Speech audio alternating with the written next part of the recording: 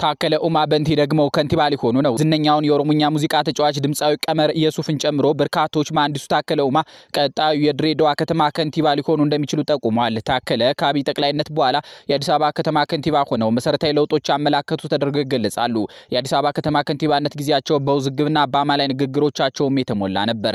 ታከለ ኡማ በንቲ በአዲስ አበባ ከተማ ከንቲባነታቸው ከተማዋን ጸጥ ረጭ አድርገው ለአዳነች አበቤ ያስረክቧቸው የቅዱስ ጊዮርጊስ አስጨፋሪዎችንና አቸኖን አያታ አካባቢ ጃምቦ ሻጭ አድርገው ከስቴዲየም በብልሃት የነቀሏቸው የኢትዮጵያን ውድ ሀብቶች በሚቆጣጠረው የማዕድን ሚኒስቴር ውስጥ ሳሉ የሶማሌ ክልሉን ነዳጅ ሊያገኙት ጥቂት ቀርቷቸው ነበር የሚባሉት መሐንዲሱ ታከለ ኡማ በንቲ ኦሮሞን ወክለው ድሬዳዋ ሊገቡ ነው ተብሏል። ታከለ ለድሬዳዋ ከተማ ከንቲባነት በታጩበት በዚህ ወቅት ራሷን ድሬዳዋን የፈጠራት የኢትዮ ጅቡቲ የባቡር አገልግሎት ዋና ስራ አስፈጻሚ ናቸው። ፈታ ያሉትን የድሬ ሰዎች በከንቲባነት ሊመሯቸው ይችላሉ እየተባለላቸው የሚገኙትን ታከለ ኡማን ከዓመት በፊት በጠቅላይ ሚኒስትር አብይ አህመድ እንደዋዛ ከካቢኔ አባልነታቸው የተሰረዙበትን አጋጣሚ አነጋጋሪ አድርገን መመልከት እንችላለን።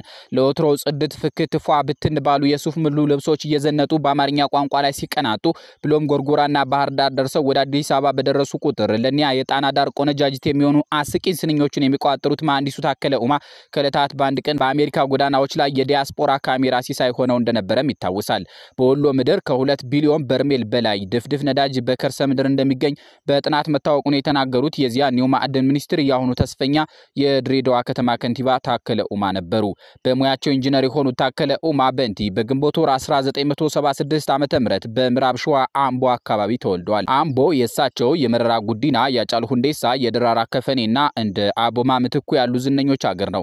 ወጣቶቹ ቁጡ ደግሞ መልከ መልካም እንዲሁም ደጎች ናቸው። ታከለ የአንደኛ ደረጃ ትምህርታቸውን በጎሮሶሌና ቶኬ የተባለ ተማሪ ቤቶች ተከታትለዋል። የሁለተኛ ደረጃ ትምህርታቸውን በጉደርና አምቦ ነበር ያጠናቀቁት። የ12ኛ ክፍል ብሔራዊ ፈተናን በማለፍ በአዲስ አበባ ዩኒቨርሲቲ ተመድበው በኬሚካል ኢንጂነሪንግ የመጀመሪያ ዲግሪያቸውን አግኝተዋል። እንደ አውሮፓውያን አቆጣጠር በ2015 ሁለተኛ ዲግሪያቸውን ከአዲስ አበባ ዩኒቨርሲቲ በአካባቢ ምህንድስና ተቀብለዋል። በቅርቡም ከገሊላ ዓለም አቀፍ የሥራ አመራር ኢንስቲትዩት በትራንስፖርት አስተዳደርና አመራር ዲፕሎማ አግኝተዋል። የሁለተኛ ደረጃ የዩኒቨርሲቲ ተማሪ ያሉ በአካባቢው ታዋቂ ፖለቲከኛ የነበሩት የፕሮፌሰር መረራ ጉዲና ደጋፊ ነበሩ።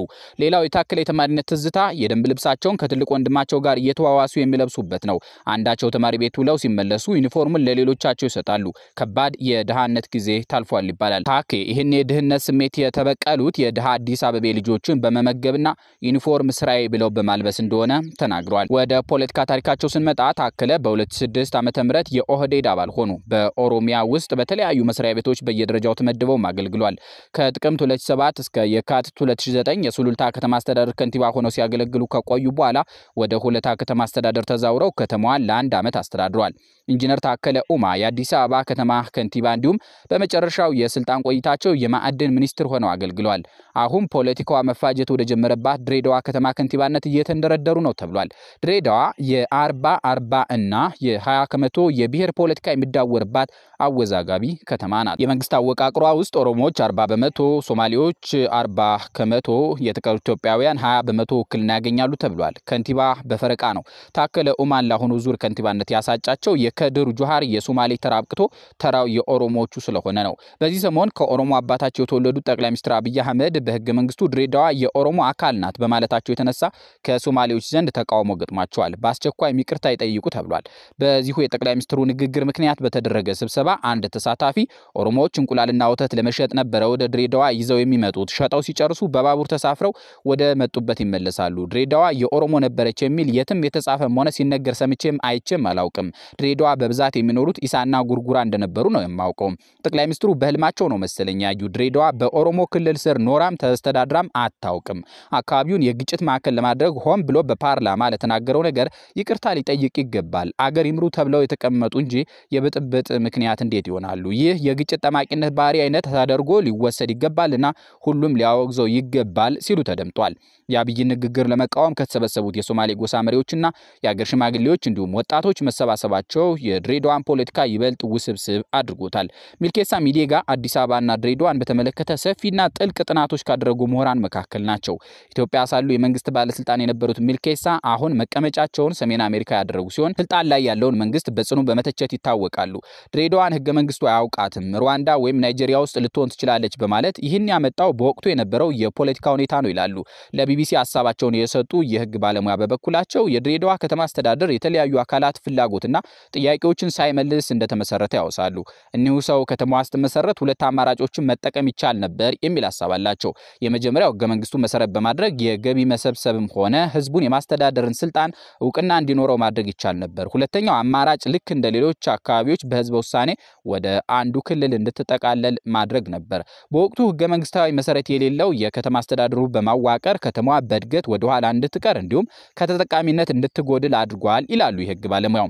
በተጨማሪም ሌሎች አገሪቱ ከተሞች እያደጉ ሲመጡ ድሬዳዋ በተቃራኒው ወደ ኋላ ቀርታለች ሲሉ ሐሳባቸውን ያጋራሉ። ድሬዳዋ ከተማ ተጠሪነቷ ለፌዴራሉ መንግስት ቢሆንም ነገር ግን የከተማ አስተዳደሩ የተቋቋመበት ቻርተር የህገ መንግስት መሰረት የለውም ይላሉ። የድሬዳዋ ከተማና የፌዴራሊዝም ስርዓቱን በተመለከተ የተለያዩ ጥናቶችን ያካሄዱት ሚልኬሳ ሚዴጋ እንደሚሉት የከተማ አስተዳደሩ ሌላ የገጠመው ችግር የጀመረው በ97ቱ ምርጫ ወቅት እንደሆነ ያወሳሉ።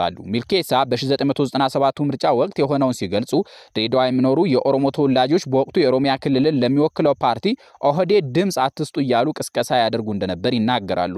በዚህ ምክንያት ድሬዳዋ በፓርላማ ካላት ሁለት ወንበሮች ውስጥ አንዱን ቅንጅት ሲያሸንፍ አንዱን ደግሞ የሶማሌ ክልል ፓርቲ ወይም ሶኢዴፓ ወሰደ። ይህንን ክስተት ተከትሎ የፌዴራሉ መንግስት ጣልቃ በመግባት ህዝቡን የኦሮሞ ህዝብ እውነትም ተጎድተሃል፣ ካሁን በኋላ ከንቲባ ከኦሮሞና ከሶማሌ እናደርጋለን፣ ነገር ግን ድጋፋችሁን እንፈልጋለን በማለት በወቅቱ የቅንጅት አባላትን ለእስር ዳረገ። ሚልኬሳ እንደሚሉት ከዚህ ምርጫ በኋላ ከተማዋን በጊዜ አስተዳደር እንድትመራ በማድረግ ከኦህዴድና ከሶኢዴፓ የተመረጡ ከንቲባዎች እየተፈራረቁ እንዲያስተዳድሯት ሆነ።